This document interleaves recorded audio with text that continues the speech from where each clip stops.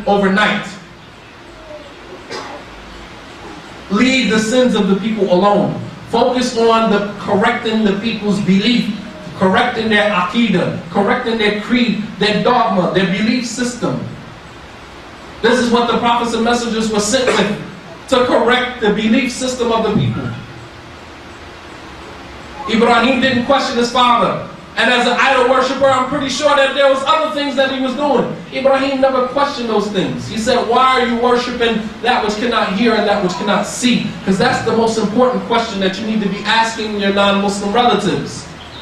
Don't ask them about, don't ask your sister why she got a boyfriend. She should stop having boyfriends. That's not a concern of yours. You would rather her meet Allah subhanahu wa ta'ala as a Muslimah, but she has a boyfriend, than to meet Allah subhanahu wa ta'ala celibate, but she's a mushrik. Someone who has never, she's a virgin, she has never committed fornication, but she associates partners with Allah subhanahu wa ta'ala. We need to get our priorities straight as Muslims. Our priorities have been misappropriated. We need to get our priorities straight and figure out which direction are we going in. Are we working for Islam? Are we working for ourselves? Or are we working against Islam? Some of us are working against Islam, untying the knot that the Muslims are trying to tie.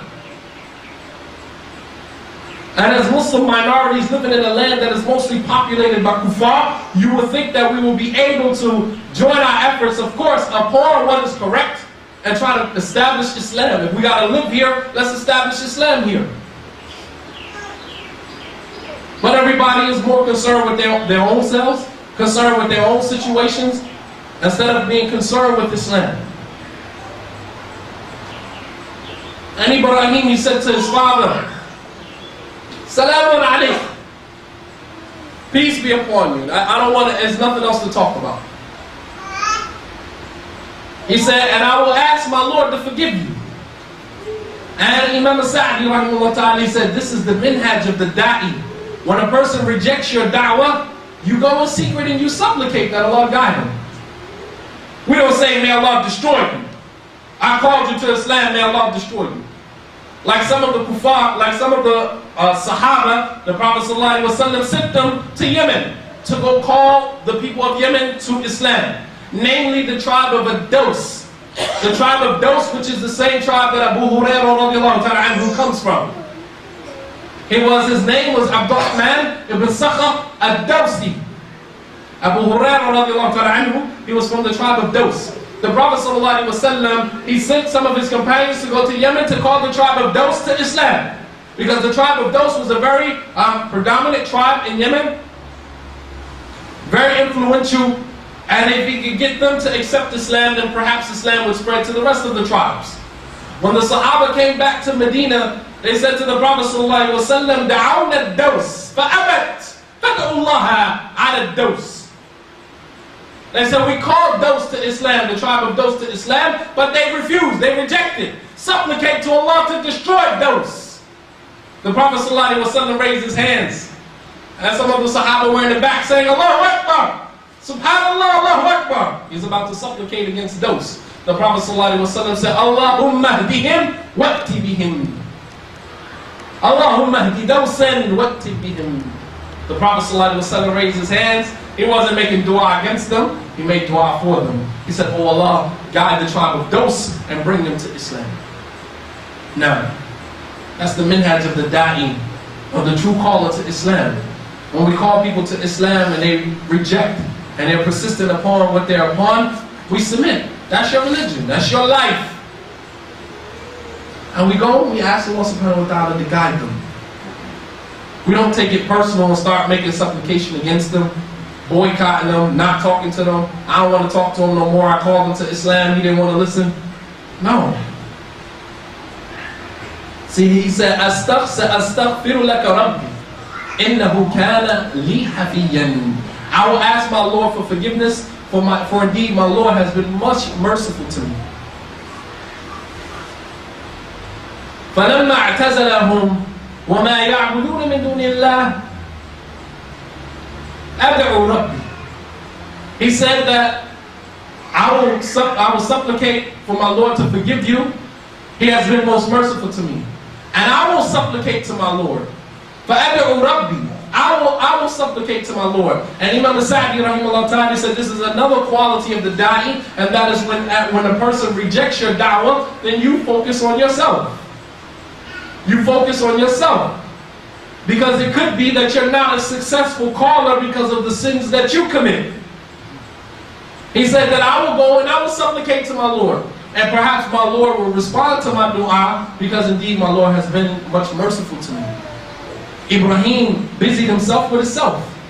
He figured if he didn't want to answer my call, then let me go back and retract, and let me go back and look at myself. Self-evaluation, muraqabah. Evaluate yourself. Don't blame no one else. Look at yourself.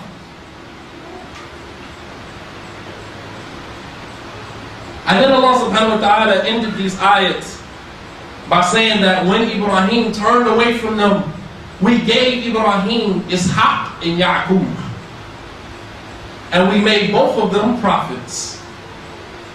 Meaning Allah subhanahu wa ta'ala supplicated to his, or responded to his dua. He said, I will go and supplicate to my Lord. And Allah subhanahu wa ta'ala said, when he abandoned them and turned away from them and that which they worshipped, we gave him Ishaq and Ya'qub, and we made both of them prophets. And we made for them a magnificent mentioning that every time Ya'qub, every time Ishaq, and any of the prophets and messengers are mentioned, they're always mentioned in a good light. They're always mentioned in a good light. And this is because of the supplication of Ibrahim alayhi salam. And this is what happens to the people of tawheed, that Allah subhanahu wa ta'ala places barakah in your efforts. That when you put forth an effort, Allah subhanahu wa ta'ala blesses your effort. But we have to put forth the effort. Our belief is correct, but we're not working for Islam. And that could be because we're not allowing Islam to work for us. We can't create or reinvent the wheel. The Sahaba have already been successful. They've already practiced Islam and found it to be something that will work for you in this life and in the hereafter. Why do we doubt Islam? We're the type of people that sit back and wait and see how it's going to work for everybody else. And then when we see that it's working, now we want to be a part of it. Instead of working and having yaqeen, having full certainty that Allah subhanahu wa ta'ala is going to bless us. And we ask Allah subhanahu wa ta'ala to place barakah in our actions. We ask Allah subhanahu wa ta'ala to forgive us for our sins and overlook our faults and our shortcomings. And we ask Allah subhanahu wa ta'ala to make us from amongst those who listen to a good word and follow the best thereof. For indeed Allah subhanahu wa ta'ala has power over all things. Allahumma ya hayyu ya qayyum ya dhal jalali wal ikram. Aqulu ma tasma'un. Astaghfirullah li wa lakum wa lisa'il al-mu'minina min kulli dhanb. فاستغفروه إنه هو الغفور الرحيم وسبحانك ربك رب العزة عما يصفون وسلام على المرسلين والحمد لله رب العالمين وأقيموا الصلاة